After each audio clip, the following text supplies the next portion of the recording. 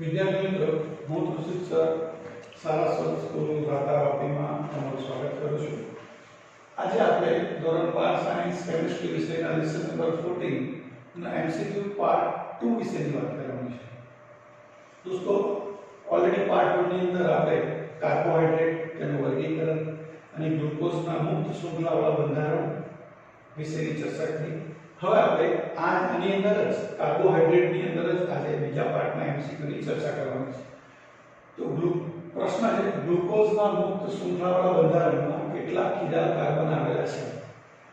8, 2, 4 કે 16? આવો પ્રશ્ન છે.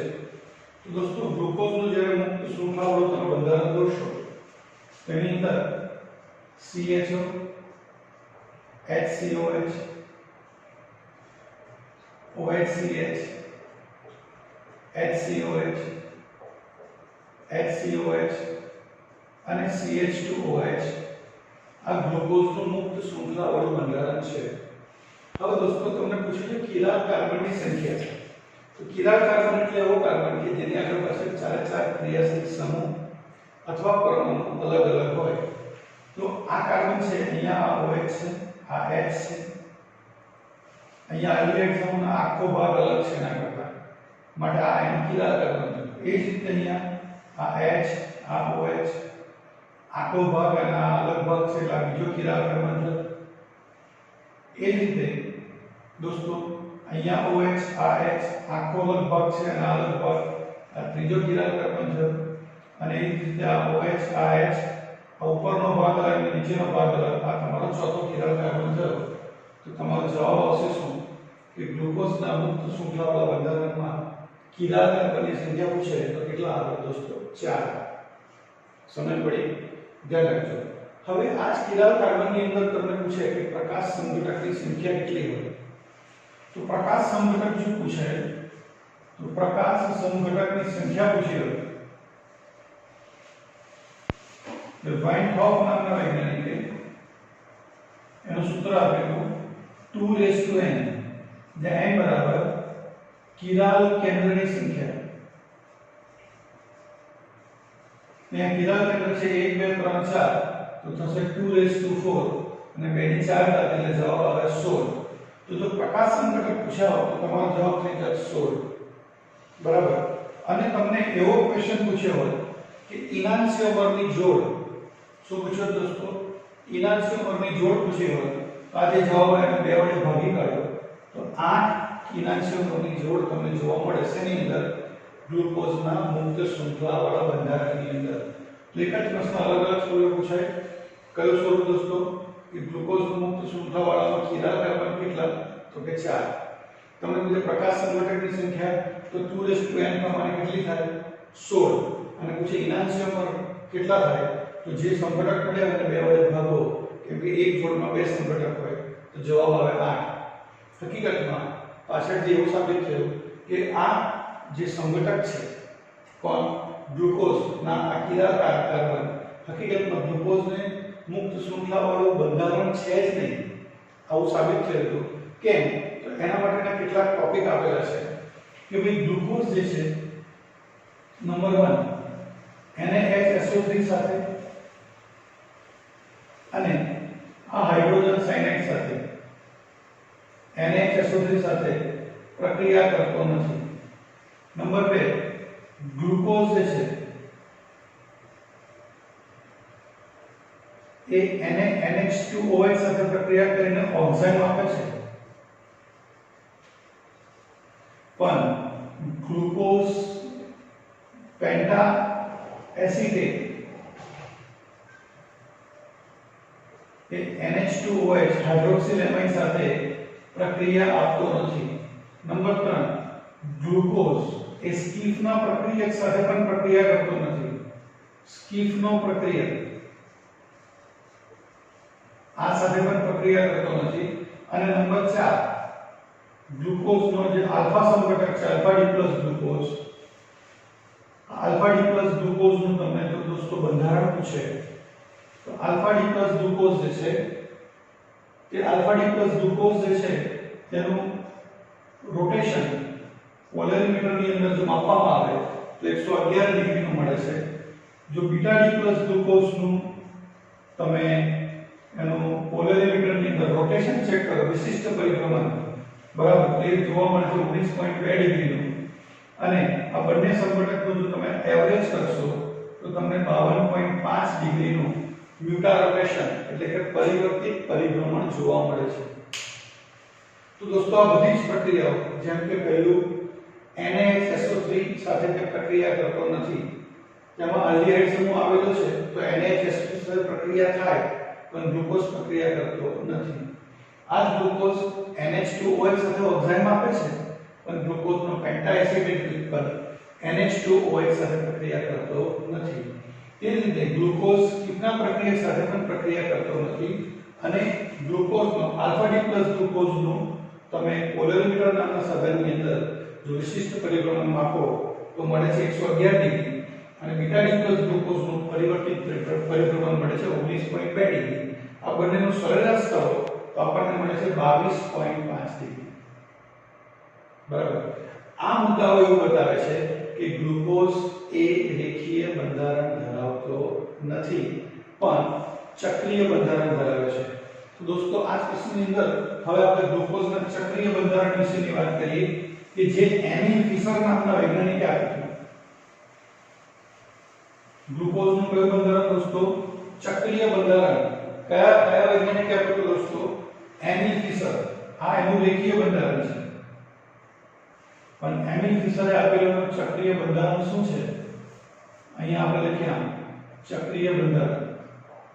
તો ધ્યાન રાખજો દોસ્તો, ગ્લુકોઝની અંદર આ આલ્ડીહાઇડ સમૂહ છે એને આપણે આ રીતે લખી શકીએ ખરા? C ડબલ બોન્ડ O અને H। આ પહેલો કાર્બન, આ બીજો કાર્બન, આ ત્રીજો કાર્બન, આ ચોથો કાર્બન, આ પાંચમો કાર્બન ને આ છઠ્ઠો કાર્બન। આ પાંચમા કાર્બન પરનો આ જે OH સમૂહ છે તેનો આ હાઇડ્રોજન જશે ઓક્સિજન સાથે, અને અહીંયા બની જશે આવો HCOH। H હતો O સાથે આવી ગયો હાઇડ્રોજન, એટલે થઈ ગયું HCOH। પછી નીચેનું બધું સેમ લખવાનું, અહીંયા શું છે? HCOH। પછી શું છે દોસ્તો? OHCH। પછી શું છે દોસ્તો? HCOH। પછી શું રહ્યું? HC। અહીંયાથી H નીકળી ગયો એટલે આ બંનેની વચ્ચે એક ઓક્સિજન કોમન છે, અને છેલ્લે આવે છે શું દોસ્તો? CH2OH। છેલ્લે શું આવે છે દોસ્તો? CH2OH। તો આ થયો તમારો દોસ્તો આલ્ફા ડી પ્લસ ગ્લુકોઝ, અને આ આલ્ફા ડી પ્લસ ગ્લુકોઝ તમને મળ્યો એ તેનો સંઘટક નંબર પહેલો છે, જેનો પ્રથમ કાર્બન એ એનોમેરિક કાર્બન છે। કયો કાર્બન એનોમેરિક કાર્બન છે? પહેલો। તો દોસ્તો આ ફિશર નામના વૈજ્ઞાનિકે એમિલ ફિશર, આવો શબ્દ આપણે વાપરીશું, એમિલ ફિશર નામના વૈજ્ઞાનિકે આ બંધારણ લીધું, અને એના ઉપરથી હાવર્થ અને હસ્ટ નામના વૈજ્ઞાનિકે પણ ચક્રીય બંધારણ આપ્યું। જો અહીંયા 1 2 3 4 ને 5 કાર્બન અને એક ઓક્સિજન છે, તો આપણે એવું કહી શકીશું કે ગ્લુકોઝની અંદર આ રીતે 5 કાર્બન રહેલા છે અને એક ઓક્સિજન રહ્યો છે। આ ડાબી બાજુવાળા છે એને બધાને ઉપર લખવાનું, એટલે H, અને અંદરવાળા જે છે એને નીચે લખવાના। એ રીતે અહીંયા H, નીચે આવશે OH, અહીંયા આવશે OH, અહીંયા આવશે H, એ રીતે અહીંયા થશે H OH, અને અહીંયા જોવા મળશે CH2OH અને H। તો આ બંધારણ થઈ ગયું દોસ્તો કોનું? Alpha D plus glucose. અને આ આલ્ફા ડી પ્લસ ગ્લુકોઝ ની અંદર આ સ્ટાર પાડેલો છે એ તમારો પ્રથમ કાર્બન છે, જે કેવો છે દોસ્તો? એનોમેરિક કાર્બન છે। તો તમને એવો પ્રશ્ન પૂછાય કે ગ્લુકોઝના ચક્રીય બંધારણમાં કેટલા એનોમેરિક કાર્બન આવેલા છે? તો એક જ એનોમેરિક કાર્બન છે, પહેલો કાર્બન એનોમેરિક છે। બીજી વાત તમને એવો પ્રશ્ન પૂછાય કે ગ્લુકોઝની અંદર કયું ચક્ર આવેલું છે? પાયરેનોસ કે ફ્યુરાનોસ? તો તમે જવાબ શું આપો? તો કહેવાય પાયરેનોસ ચક્ર। કયું ચક્ર કહેવાય દોસ્તો? પાયરેનોસ ચક્રમાં શું હોય? 1 2 3 4 ને 5 કાર્બન હોય અને એક ઓક્સિજન હોય। ટોટલ 6 સભ્યો મળીને એક ચક્ર બનાવે, જેમાં 5 કાર્બન હોય, એક ઓક્સિજન હોય, તેને પાયરેનોસ ચક્ર કહેવાય। આથી ગ્લુકોઝને ગ્લુકોપાયરેનોસ પણ કહે છે। બરાબર. હવે આપણે વોન્ટેડનું સૂત્ર જાણીએ છીએ 2n જેટલા તેમાં પ્રકાશ સમઘટક હોય. તો આ તમારો સમઘટક તો એક જ બન્યો. તો બીજો સમઘટક શું? તો આ જે પહેલો કાર્બન છે ત્યાં H અને OH જે છે તેના સ્થાન નથી પાડો. તો શું થાય? HC આ OH ને ડાબી બાજુ લખી દીધો અને H ને જમણી બાજુ લખ્યું.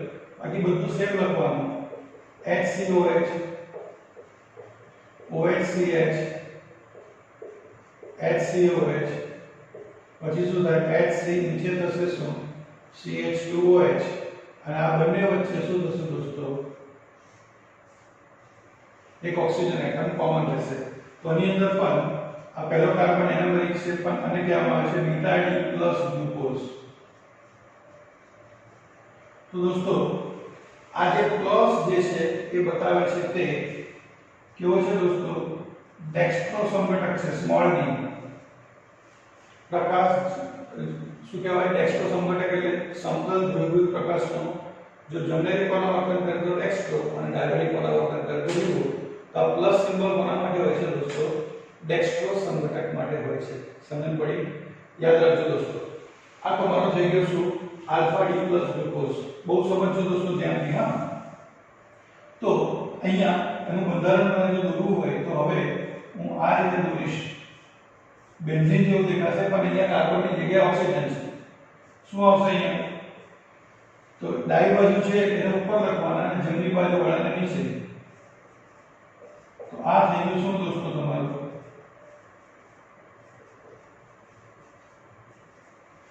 Beta D plus glucose. Is that clear? હવે દોસ્તો ગ્લુકોઝની વાત થઈ. વિડિયો અટકાવીને બંને બંધારણ દોરી લેજો દોસ્તો, થિયરીમાં પણ કામ લાગશે. ઓકે, હવે હું તમને વાત કરવા જઈ રહ્યો છું મેનોઝ વિશેની. તો ગ્લુકોઝ અને મેનોઝમાં શું ફરક છે? તો દોસ્તો મેનોઝનું સૂત્ર પણ C6H12O6 છે. તો આમાં ફરક કઈ જગ્યાએ જોવા મળે છે? તો દોસ્તો મેનોઝની અંદર તમને આ જે OH છે એ ડાબી બાજુ જોવા મળે છે અને H જમણી બાજુ જોવા મળે છે. તો આલ્ફા ડી પ્લસ ગ્લુકોઝની જગ્યાએ થઈ જશે આલ્ફા ડી પ્લસ મેનોઝ. તો અહીંયા ઉપર શું થઈ જશે દોસ્તો? ફરક ક્યાં થશે?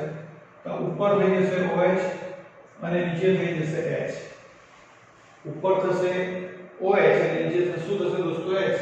એ જ રીતે અહીંયા શું કરવાનું? H બહાર લેવાનું અને OH અંદર લેવાનું.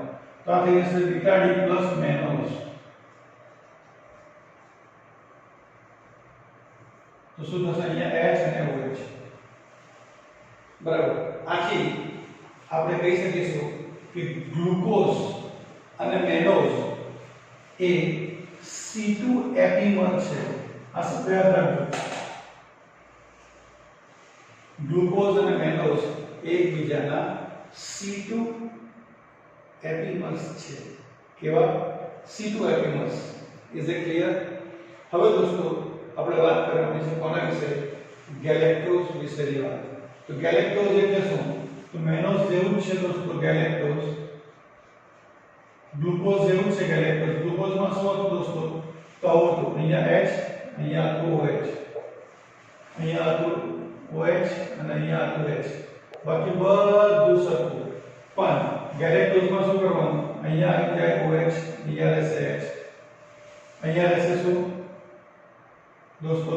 OH અને અહીંયા રહેશે H. બરાબર? ખ્યાલ આવે છે દોસ્તો? તો આ થઈ ગયું શું તમારું ગેલેક્ટોઝ. તો ગેલેક્ટોઝની અંદર અહીંયા ફેરફાર થઈ જશે. શું થશે? OH H. અહીંયા આવશે શું? H અને OH. બરાબર. ઉપર શું થશે? અહીંયા OH, અહીંયા થશે H અને આમાં શું બનશે બોલો દોસ્તો? OH અને H. તો તમને એવું પૂછે કે ગ્લુકોઝ અને ગેલેક્ટોઝ, ગ્લુકોઝ અને ગેલેક્ટોઝ એ C4 એપીમર છે. ગ્લુકોઝ અને ગેલેક્ટોઝ એ કયા એપીમર છે દોસ્તો? C4 એપીમર છે. જ્યારે ગ્લુકોઝ અને મેનોઝ એ C2 એપીમર છે. તો દોસ્તો એપીમર્સમાં શું હોય? એપીમર્સ એટલે એવા પ્રકારના સંઘટક કે જેમાં કોઈ ચોક્કસ કાર્બન ઉપર બીજા બંધારણ કરતા H અને OH ના સ્થાન અલગ અલગ જગ્યાએ હોય. સમજ પડી? તો દોસ્તો અહીંયા આપણે કોની કોની વાત કરી? તો પહેલા વાત કરી ગ્લુકોઝની, પછી વાત કરી મેનોઝની અને પછી વાત કરી કોના વિશે દોસ્તો?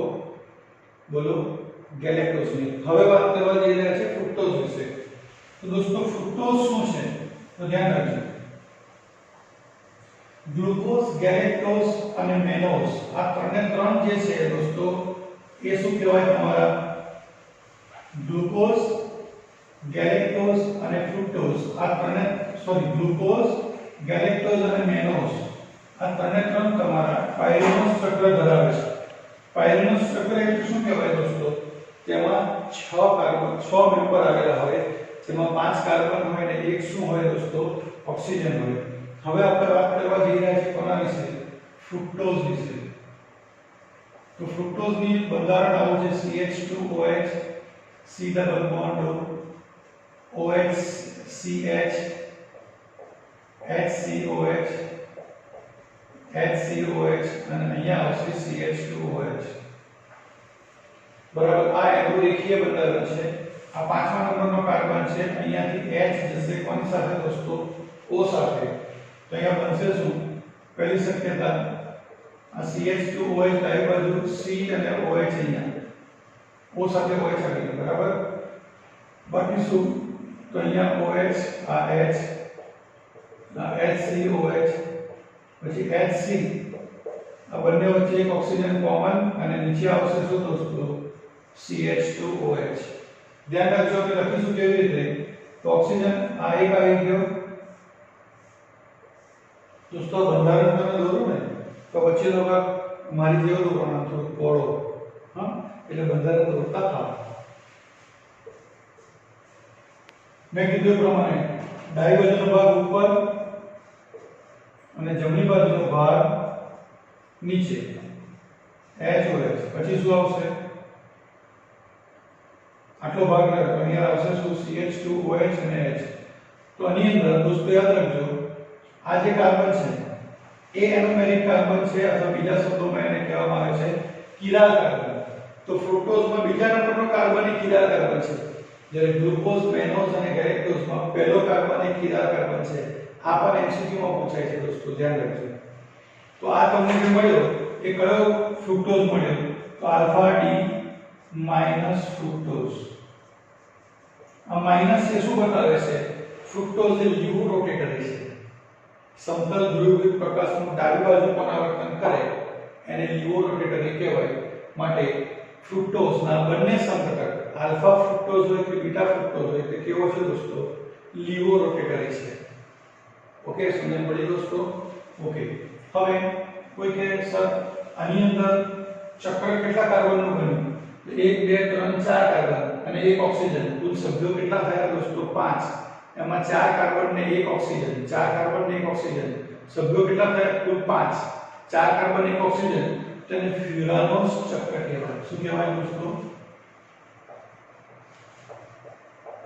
આથી ફ્રુક્ટોઝને ફ્રુક્ટોફ્યુરાનોસ પણ કહેવામાં આવે છે. અને આની અંદર આ OH અહીંયા હોય, CH2OH. આ સ્થાન અદલા બદલી કરી નાખે, બાકી બધું સેમ જैसे थे.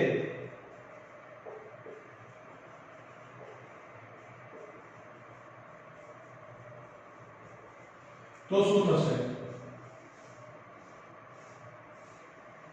તો આ એનોમેરિક કાર્બન થશે.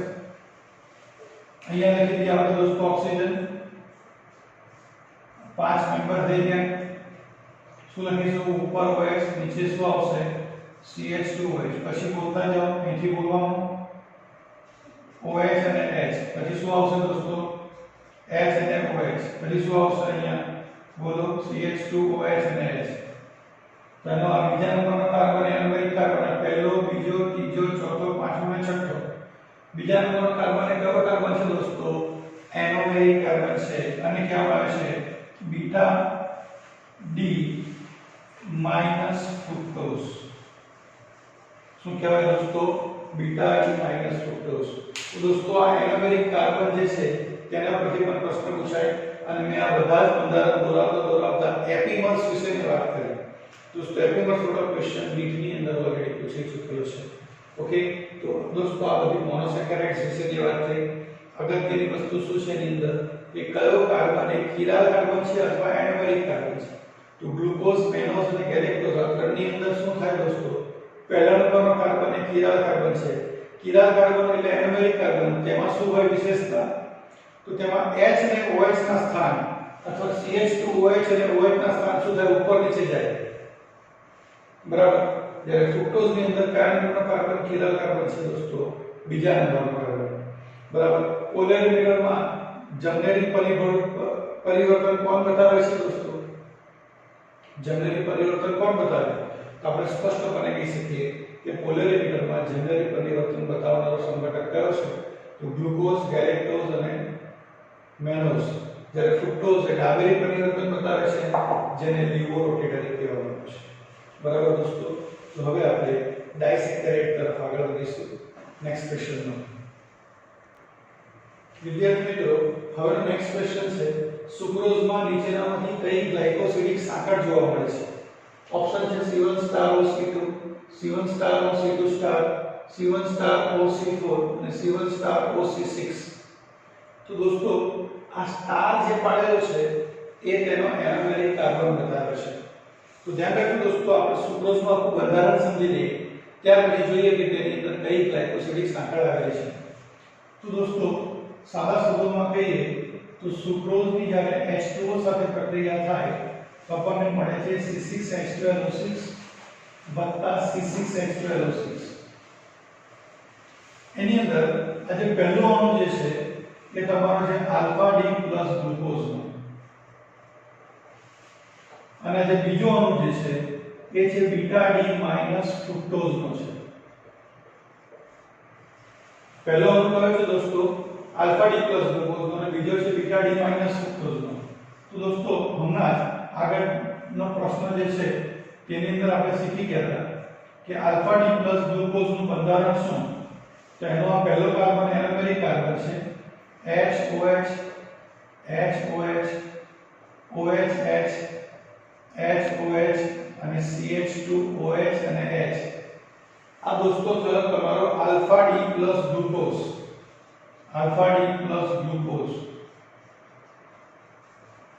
એની પ્રક્રિયા કરવાની તમારે કોની સાથે, તો દોસ્તો એની પ્રક્રિયા કરવામાં આવે છે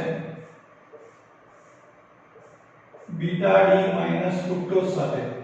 તો બીટા ડી માઈનસ ફ્રુક્ટોઝમાં શું હોય દોસ્તો, ઉપર OH હોય અને નીચે CH2OH, પછી અહીંયા OH HOH અને છેલ્લે આવશે CH2OH અને H. એનો આ સેકન્ડ નંબરનો કાર્બન એ એનોમેરિક કાર્બન છે. જ્યારે બંને વચ્ચે ગ્લાયકોસિડિક સાંકળ રચાય ત્યારે શું થાય, પાણીનો એક અણુ દૂર થાય, આ OH અને H શું થઈ ગયા દોસ્તો, દૂર થઈ ગયા. તો મળશે શું આપણને આ રીતનું એક બંધારણ મળશે. બરાબર. એમાં શું હશે દોસ્તો, આ બે વચ્ચેની કઈ સાંકળ જોવા મળશે, ગ્લાયકોસિડિક સાંકળ જોવા મળશે.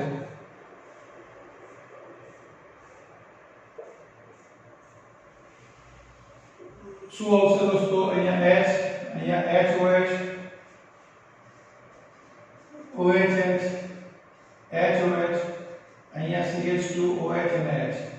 અહીંયા શું રહેશે દોસ્તો, CH2OH, અહીંયા OH HOH અને અહીંયા આવશે દોસ્તો CH2OH અને H. અને આ કાર્બન એનોમેરિક છે, અને આ એનોમેરિક કાર્બન છે. તો અહીંયા C1*OC2*. આ ગ્લાયકોસિડિક સાંકળ જોવા મળશે એની અંદર દોસ્તો, સુક્રોઝની અંદર. સમજણ પડી દોસ્તો? આ સુક્રોઝ જે છે એ નોન રિડ્યુસિંગ સુગર છે. આવો પણ એમસીક્યુ પૂછાય છે. કેમ કે તે ફિનાઇલગ્લિસરીન સાથે પ્રક્રિયા કરતો નથી, કારણ કે તેના બંને એનોમેરિક કાર્બન ગ્લાયકોસિડિક સાંકળ બનાવવામાં એંગેજ છે, જોડાયેલા છે, માટે તે નોન રિડ્યુસિંગ શર્કરા છે. એટલે ડાયાબિટીસ વાળા વ્યક્તિને દોસ્તો જે સુગર ફ્રી ખવડાવે છે એ સુક્રોઝ હોય છે. તેને શેરડી શર્કરા પણ કહેવામાં આવે છે. શું કહેવામાં આવે છે દોસ્તો? શેરડી શર્કરા. તમે બજારમાં જાઓ અને સુગર ફ્રીની કોઈ ડબ્બી આવે એના ઉપર જોજો, લખ્યું હશે સુક્રોઝ.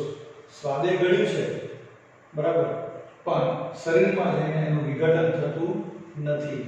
માટે એને સુગર ફ્રી કહેવામાં આવે છે. ભગવાને નક્કી કર્યું હતું કે ભાઈ જ્યારે ડાયાબિટીસ થાય ને ગળ્યું ખાવું હોય તો સુક્રોઝ વાળું ખાવાનું, ચિંતા નહીં કરવાની. તમને મળે છે દોસ્તો. તો ગ્લાયકોસિડિક સાકર કઈ આવી એમાં? C1 star OC2 star.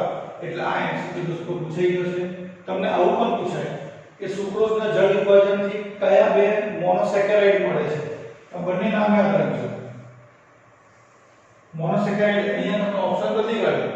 પૂછે alpha D plus glucose, beta D plus glucose, alpha D minus fructose અને પૂછે A અને C બંને. તો જવાબ આવશે ખાલી શું?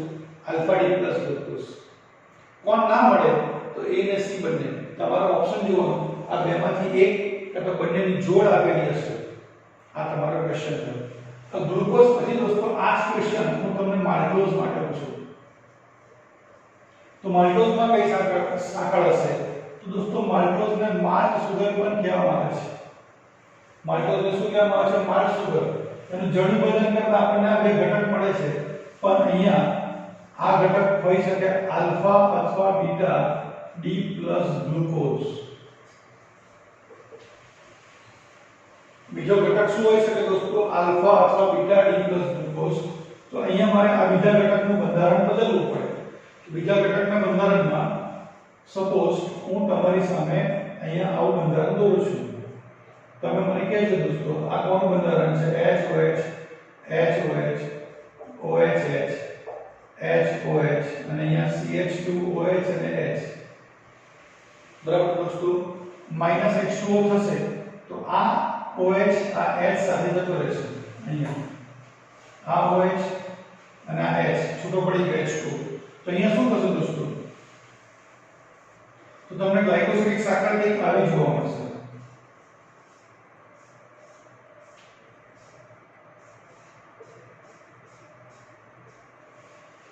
તો અહીંયા આવશે દોસ્તો H, અહીંયા બોલતા જાઓ HOH HOH OHH H અને અહીંયા આવશે CH2OH અને H. તો આ તમારો છે C1 કાર્બન અને આ છે તમારો C4 કાર્બન. તો દોસ્તો માલ્ટોઝની અંદર તમને C1 સ્ટાર OC4 પ્રકારની ગ્લાયકોસિડિક સાંકળ જોવા મળે છે અને તે રિડ્યુસિંગ સુગર છે. કેમ કે આ બંધારણમાં જે બીજો અણુ છે તેનો એનામેરિક કાર્બન મુક્ત છે, માટે અહીંથી તેનો રિડ્યુસિંગ સુગર કહેવાય ને રિડક્શન થશે. ફિનાઇલ હાઇડ્રોજન સાથે પ્રક્રિયા આપશે, હાઇડ્રોજન સાયનાઇડ સાથે પ્રક્રિયા આપશે. સમજણ પડી? આ જ પ્રશ્ન દોસ્તો માલ્ટોઝની જગ્યાએ લેક્ટોઝ માટે પૂછો. તો માલ્ટોઝની જગ્યાએ લેક્ટોઝ કરી નાખો. તો લેક્ટોઝને દોસ્તો દૂધ શર્કરા, દૂધની અંદર લેક્ટોઝ હોય એટલે એને દૂધ શર્કરા કહેવામાં આવે છે. એના જળ વિભાજનથી પણ શું મળશે આપણને દોસ્તો? તો આવા બે અણુ મળશે. બરાબર. એમાં પહેલો અણુ હોય છે બીટા ડી પ્લસ ગેલેક્ટોઝ અને બીજો અણુ હોઈ શકે આલ્ફા ડી પ્લસ ગ્લુકોઝ નો. બરાબર. તો ગેલેક્ટોઝમાં શું હોય છે દોસ્તો? તો પહેલા કીધું છે તમને બીટા ફોર્મ એટલે OH ઉપર અને H નીચે, અને ગેલેક્ટોઝમાં અહીંયા ફેરફાર હોય, અહીંયા OH અને અહીંયા H હોય. બીજો અણુ તમારે લેવાનો આલ્ફા અથવા બીટા ડી પ્લસ ગ્લુકોઝ નો. ધ્યાન રાખજો બંને જોડાય એટલે તેના અંદર H2O છૂટો પડશે. આ બંને વચ્ચે ગ્લાયકોસિડિક સાંકળ આવી આવશે. અને અહીંયા શું થશે દોસ્તો? આ OH અને અહીંયા થશે H. બાકી બધું સરખું. તો અહીંયા પણ તમને કઈ સાંકળ જોવા મળી? C1 star OC4. બીજા શબ્દોમાં આને આવરી શકાય આ આલ્ફા લેક્ટોઝ છે. આ કયો લેક્ટોઝ છે? Alpha lactose. આલ્ફા નામ ક્યાંથી આવ્યું? આ બીજા સંઘટકનું જે એનોમેરિક કાર્બન કયું ફોર્મ ધરાવે છે તેના ઉપરથી લખવાનું. સપોઝ તમને અહીંયા આવું કીધું બીટા લેક્ટોઝ શું થાય? બીટા લેક્ટોઝ પૂછ્યો તો શું થાય? તો અહીંયા OH ઉપર હોય અને H નીચે હોય. તો આ થઈ જાય તમારો બીટા લેક્ટોઝ. સમજ પડી? તો સુક્રોઝ જે છે એ દોસ્તો નોન રિડ્યુસિંગ સુગર છે, જ્યારે માલ્ટોઝ અને લેક્ટોઝ બંને રિડ્યુસિંગ શર્કરા છે. ધ્યાન રાખજો તેની અંદર ગ્લાયકોસિડિક બંધ ખાસ પૂછાય છે અને થિયરીની અંદર પણ દોસ્તો આ પ્રશ્ન તમને પૂછાય છે. દૂધ શર્કરા કોને કહેવાય? લેક્ટોઝને કહેવાય. માલ્ટ શર્કરા કોને કહેવાય દોસ્તો? માલ્ટોઝને કહેવાય. શેરડી શર્કરા કોને કહેવાય દોસ્તો? સુક્રોઝને કહેવાય. અને સુક્રોઝનું 66.5 ડિગ્રીનું પરિવર્તન જોવા મળે છે પોલેરીમીટર નામના સાધનની અંદર. ઇઝ ઇટ ક્લિયર દોસ્તો? તો હવે આના પછી આપણે છેલ્લે પોલિસેકેરાઇડ વિશે વાત કરીને આ ટોપિકને અહીંયા અટકાવશું. ઓકે ફ્રેન્ડ્સ, વિદ્યાર્થી મિત્રો, હવેનો નેક્સ્ટ ક્વેશ્ચન છે પોલિસેકેરાઇડ. પોલિસેકેરાઇડ એટલે એવા અણુઓ કે જેમાં શર્કરાના ઘણા બધા એકમો એકબીજા સાથે જોડાયેલા હોય. તો દોસ્તો ક્વેશ્ચન પૂછ્યું સ્ટાર્ચમાં નીચેનામાંથી કઈ ગ્લાયકોસિડિક સાંકળ જોવા મળે છે? સ્ટાર્ચમાં નીચેનામાંથી કઈ ગ્લાયકોસિડિક સાંકળ જોવા મળે છે? તો દોસ્તો આ જે સ્ટાર્ચ છે એનું બે ભાગમાં વહેંચાયેલો હોય છે. એક હોય છે એમાઇલોઝ અને બીજો હોય છે એમાઇલોપેક્ટિન. સ્ટાર્ચ છે બે ભાગમાં વહેંચાયેલો હોય છે, એક એમાઇલોઝ અને બીજો એમાઇલોપેક્ટિન. તો પહેલા આપણે એમાઇલોઝનું બંધારણ સમજીએ અને ત્યાર પછી નક્કી કરીએ કે તેમાં શું છે. દોસ્તો આ જવાબ સમજવા માટે આપણે એના બંધારણ આવડતા હોય તો જવાબ આવે. એટલે હું તમને બંધારણ દોરીને સમજાવું, ધ્યાન રાખજો દોસ્તો. તો આ એમાઇલોઝ એ બધા આલ્ફા ડી પ્લસ ગ્લુકોઝના બનેલા છે. એમાઇલોઝ બધા જ કોના બનેલા છે દોસ્તો? આલ્ફા ડી પ્લસ ગ્લુકોઝના. એટલે શું કરવાનું અહીંયા? તો અમારી પાસે આલ્ફા ડી પ્લસ ગ્લુકોઝ છે. HOH HOH OHH HOH CH2OH અને H.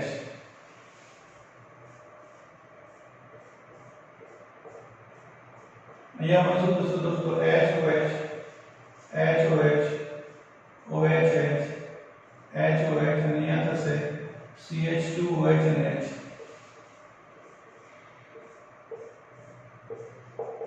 HOH HOH OHH HOH અને CH2OH અને H. બરાબર. આ બધા જ આલ્ફા ડી પ્લસ ગ્લુકોઝના બંધારણ દોરી કાઢ્યા. એમાં શું થશે? તો આ એનામેરિક કાર્બન, આ એનામેરિક કાર્બન, આ એનામેરિક કાર્બન. આ પહેલો, બીજો, ત્રીજો, ચોથો. આ ચોથો એટલે આ પણ ચોથો. શું થશે? અહીંયાથી OH જશે અને અહીંયાથી H. બંને વચ્ચે ઓક્સિજન કોમન. એ રીતે અહીંયાથી OH, એ રીતે અહીંયાથી શું જશે દોસ્તો આગળ? એ રીતે અહીંયાથી શું જશે દોસ્તો આગળ? મતલબ આ શૃંખલા આગળ ચાલે છે. તો દોસ્તો જો તમને પ્રશ્ન પૂછ્યો એમાઇલોઝમાં કઈ ગ્લાયકોસિડિક સાંકળ આવેલી છે તો તમે કહી શકો C1OC4 સાંકળ છે. હવે વાત કરીએ એમાઇલોપેક્ટિન. તો દોસ્તો એમાઇલોપેક્ટિન જે છે તેની અંદર શું કરવાનું? તો આ જે એમાઇલોઝ છે તેની શાખા બનાવવાની. તો એમાઇલોઝની તમે જ્યારે દોસ્તો શાખા બનાવવા જશો તો તમને અહીંયા આ રીતે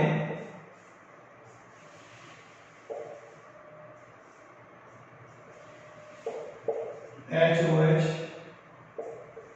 OHH H અહીંયા આવશે CH2OH અને H. આપણે દોસ્તો સૌપ્રથમ શું કરી દઈએ? તેના બંધારણ દોરી કાઢીએ.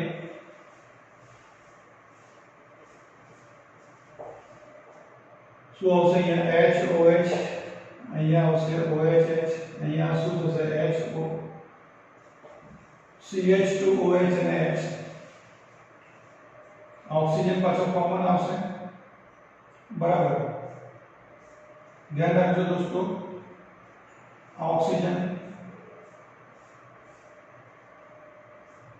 પાછું HOH OHH HOH CH2OH અને H.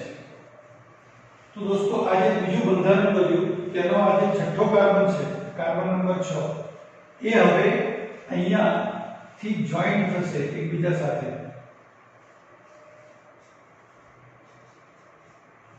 તો આ 6 નંબરનો કાર્બન છે ને પહેલો, તો આ થયું C1*OC6. તો આ થયું તમારો દોસ્તો એમાઇલોપેક્ટિન. તો એમાઇલોપેક્ટિન માં દોસ્તો તમને બંને પ્રકારની સાંકળ જોવા મળે છે C1*OC6 જે તમને શાખીય પોલિમર તરીકે બતાવે છે, એમાઇલોઝ તમારો રેખીય પોલિમર છે, MCQ છે, એમાઇલોપેક્ટિન શાખીય છે, અને સ્ટાર્ચ દોસ્તો આ બંને કોમ્બિનેશન છે માટે તેમાં C1*OC4 અને C1*OC6 ગ્લાયકોસિડિક સાંકળ આવેલી છે। સ્ટાર્ચ અને એમાઇલોઝની સ્ટાર્ચ જે છે તેમાં બધા જ અણુઓ આલ્ફા ડી પ્લસ ગ્લુકોઝ ના હોય છે।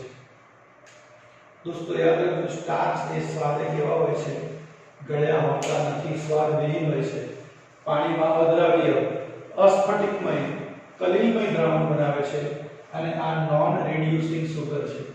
આમાં કોઈ પણ જગ્યાએ એનોમેરિક કાર્બન મુક્ત નથી માટે તે નોન રિડ્યુસિંગ શર્કરા છે।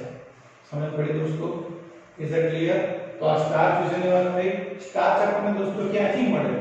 સ્ટાર્ચના પ્રાપ્તિ સ્થાન કયા? તો બટાકા, ચોખા એટલે કે રાઈસ જે આપણે કહીએ છીએ તે, આની અંદરથી ભરપૂર સ્ટાર્ચ મળી આવે, અને સ્ટાર્ચ એ દોસ્તો શું કરે છે, શરીરમાં જો વધારે સ્ટાર્ચ વાળું પીએ તો શરીર કેવું થઈ જાય? વધારે પડતું જાડું થઈ જાય। Is that clear friends? સમજણ પડી? હવે આપણે નેક્સ્ટ ક્વેશ્ચનની વાત કરવાની છે કોના વિશે? સેલ્યુલોઝ વિશે। વિદ્યાર્થી મિત્રો, હવેનો નેક્સ્ટ ટોપિક છે સેલ્યુલોઝમાં નીચેનામાંથી કઈ ગ્લાયકોસિડિક સાંકળ આવેલી છે?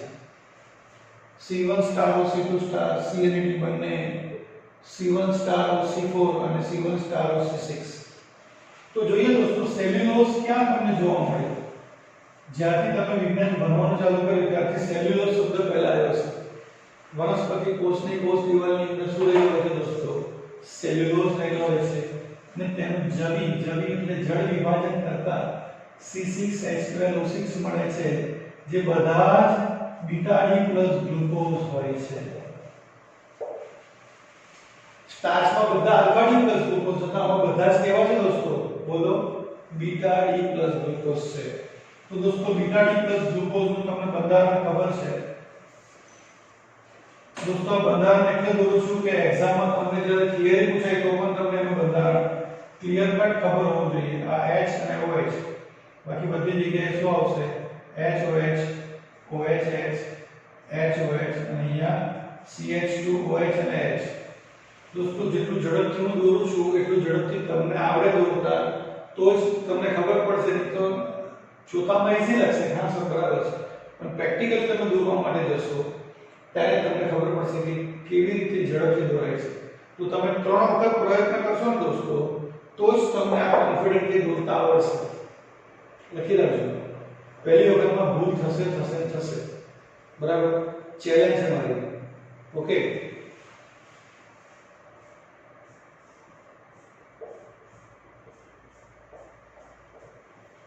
તો અહીંયા પાછું OHH, HOH, OHH, HOH, CH2OH અને H।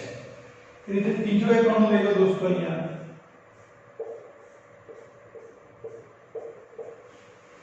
તો અહીંયા પાછું દોરવાનું OHH, HOH, OHH, HOH, અને અહીંયા આવશે CH2OH અને H। શું થશે દોસ્તો? તો અહીંયાથી આ O અને H ગયા, એ રીતે અહીંયાથી આ O અને H ગયા, એ રીતે અહીંયાથી આ તમારી સાંકળ આગળ ચાલુ રહેશે, બરાબર? તો અહીંયા તમને મળ્યું C1*OC4, આનો આ પહેલો કાર્બન એનોમેરિક છે, આનો આ પહેલો એનોમેરિક, આનો આ પહેલો એનોમેરિક, આ ચોથો કાર્બન, આ ચોથો કાર્બન, આ ચોથો કાર્બન। તો એ ગ્લાયકોસિડિક સાંકળ કઈ જોવા મળી દોસ્તો? C1OC4 સાંકળ। તમને પૂછે કે સેલ્યુલોઝની અંદર જળ વિભાજનથી કયો ગ્લુકોઝ મળે? Alpha D plus glucose, beta D plus glucose, એમ પૂછે આલ્ફા ડી પ્લસ ગેલેક્ટોઝ કે બીટા ડી પ્લસ ગેલેક્ટોઝ? જવાબ શું? બીટા ડી પ્લસ ગ્લુકોઝ, બરાબર? આ પણ યાદ રાખજો દોસ્તો, નોન રિડ્યુસિંગ શર્કરા છે, કેમ કે તેના બધા જ એનોમેરિક કાર્બન એકબીજા સાથે ગ્લાયકોસિડિક બંધ બનાવવા માટે જોડાયેલા હોય છે। ઓકે ફ્રેન્ડ્સ, તો હવે આપણે પ્રોટીન્સ વિશેની વાત કરીશું નેક્સ્ટ વિડિયોની અંદર। Thank you very much.